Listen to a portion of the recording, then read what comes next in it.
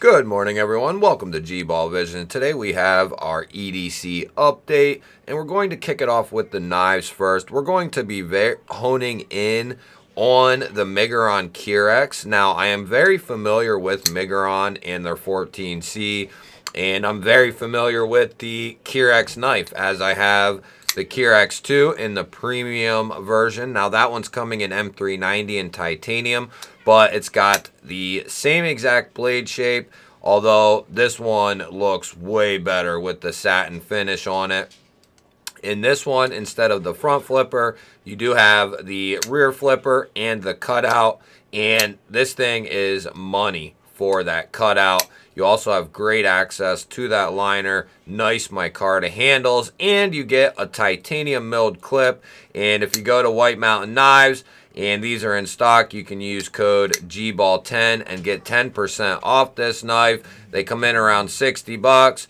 Take a couple of bucks off with the GBall10, 10%, and that is going to take this down around the low to mid 50s. That is a fantastic deal for a satin 14C, micarta, useful blade shape, and a milled clip. Miguron is absolutely going to slay it this year with this combination of satin, micarta, and a titanium clip. If they keep this up, oh man, it's game over, like I said in the unboxing. The next knife that's going to be up on the docket is going to be the Kubi Ruckus. And for a specific reason, I was talking with my good buddy Brian recently on my live stream, and we were talking about AUS 10 and how it's a sleeper steel. It really is. A lot of people who don't know what they're talking about will talk things down to their audience and give them the wrong information. Now, is AUS 10 a super steel? No, but it is found to be a very good steel. It's very tough, it's very corrosion resistant, and it's easy to sharpen up. The edge retention isn't the best, but it's not bad by any means. In all three of the major categories, AUS 10 is considerably decent stuff. So I am interested in testing it myself. So we're going to be getting this Ruckus out. Now we do have the premium Ruckus as well, but that is not an AUS 10 where this one is. And it's been a little bit since I've carried this guy. You have nice copper bolsters, green G10, G10 backspacer, nice little deep carry clip there, multiple deployment options with the studs and the front flipper, and you have a nice useful drop point blade here, nice thumb ramp, very comfortable in hand. This is a great little knife, and the AUS 10 is intriguing to me. It's comparable to 14C. Now, it's not going to be as tough, and I don't know if it's quite as corrosion resistant, but there's a reason why cold steel uses a lot of AUS 10. It's because it's tough stuff, it's corrosion resistant stuff, and it's easy to get an edge back on it out in the field or to touch it up at home quickly. That is a positive. You know, things that don't have an extended life of edge retention, i.e., 20 CV, for instance, which doesn't even have that great of edge retention anyway, but something in that ballpark or even better is if it's easy to sharpen up in the field or very easily at home, that is a huge positive that you don't have to dick with sharpening this for an hour to get it back to where it once was. A couple hits on the strop each side, and this thing is going to be hair shaving sharp again if you didn't beat it into the ground. Just under normal usage, a quick stropping on this thing, and it will be back razor sharp. And we're going to really dive into AUS 10. I'm very interested, and I have quite a few knives in AUS 10 from different companies. So I want to hone in on AUS 10 a little bit here in the near future and right now with this guy, but definitely in the near future. OS 10 is an interesting steel to me. I also have the 20.5 in OS 10, a couple cold steels, and I believe I have some others as well. So it's a steel we're going to really be checking out here in the future. And with this guy right here, Kubi uses a lot of OS 10, and there's a reason for that they use OS 10 and 14C. It's a tough steel, it's corrosion resistant, and it's easy to put an edge back on.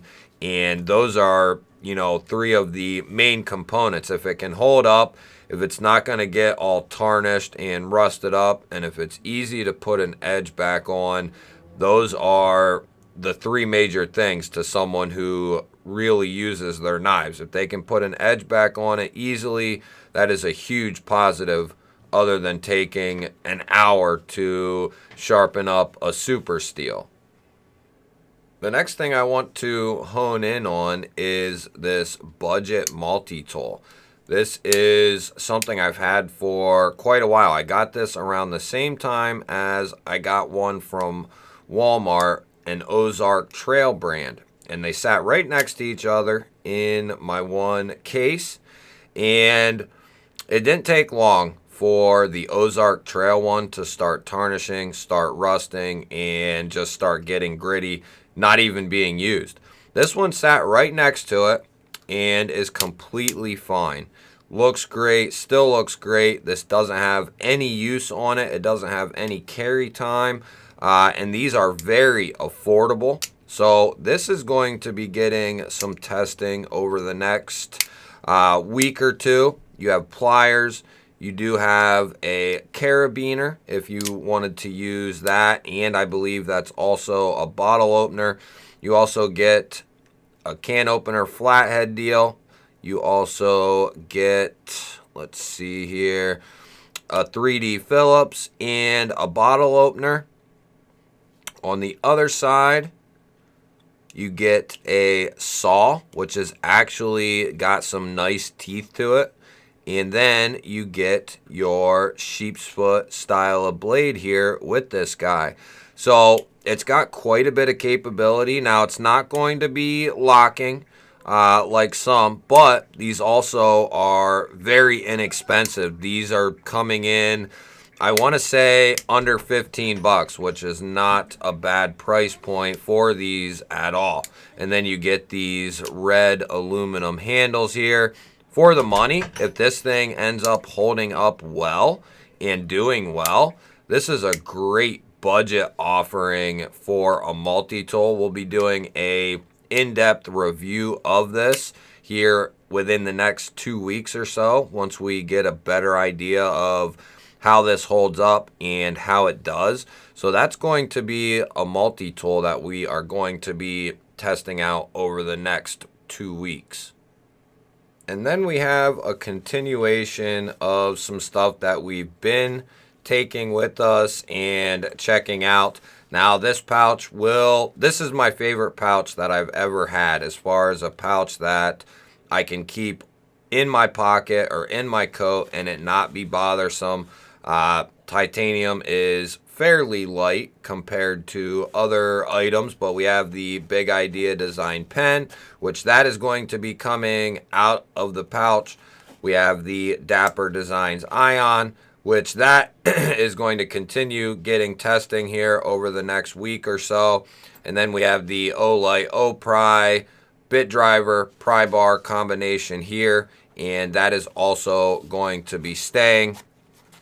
And then our Douglas Field L lighter is also going to be staying for now. Now, I will have to put this pouch away, even though I love it and it's the most ideal pouch for me. We have to test out and try out other things. So we're going to be getting the Daily Carry Co.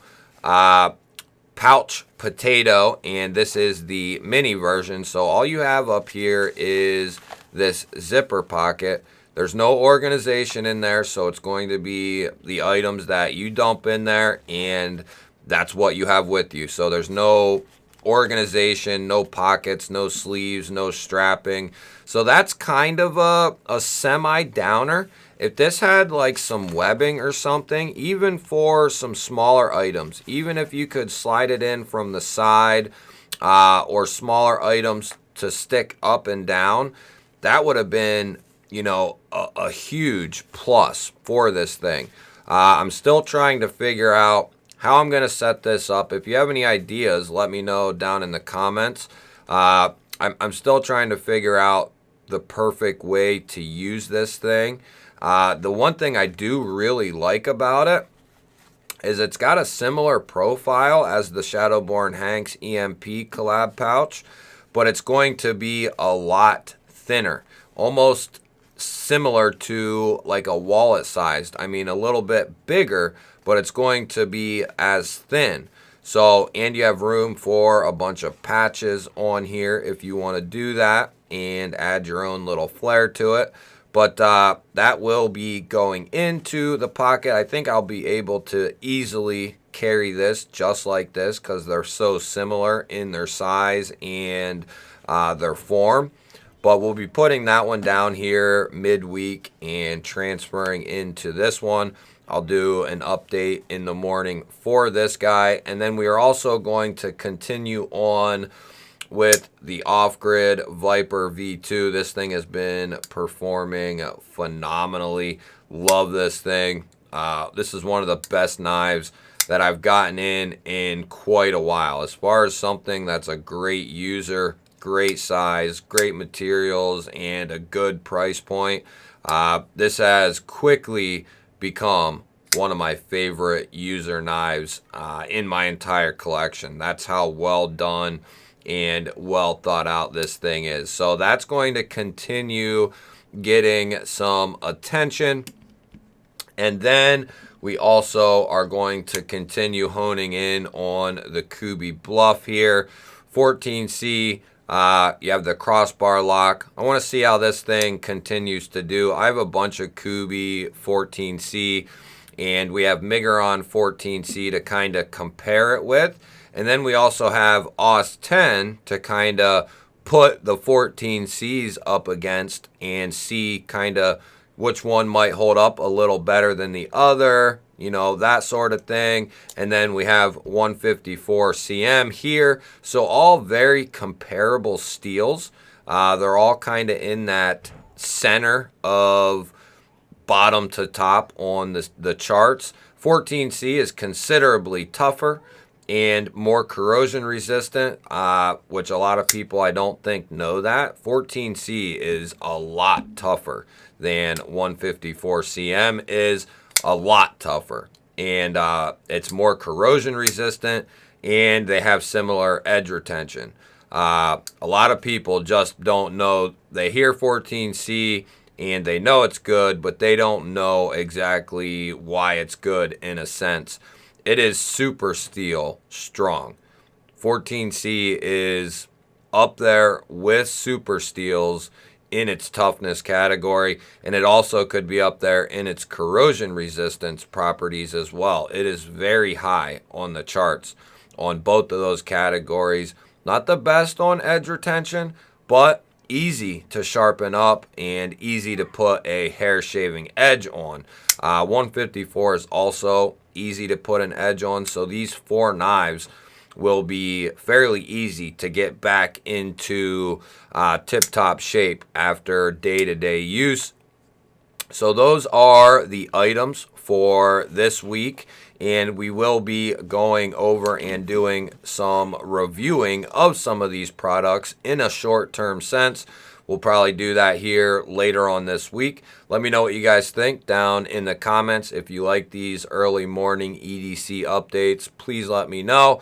That will let me know to continue doing them. It seems to be a hit so far, but I still need more information, more feedback for these early morning updates. Don't forget to hit the thumbs up. That way it gets circulated out to more people. If you're new here and you're not subscribed, hit that subscribe button down below the video. I'd love to have you here. Otherwise, guys, I'll catch you on the next one.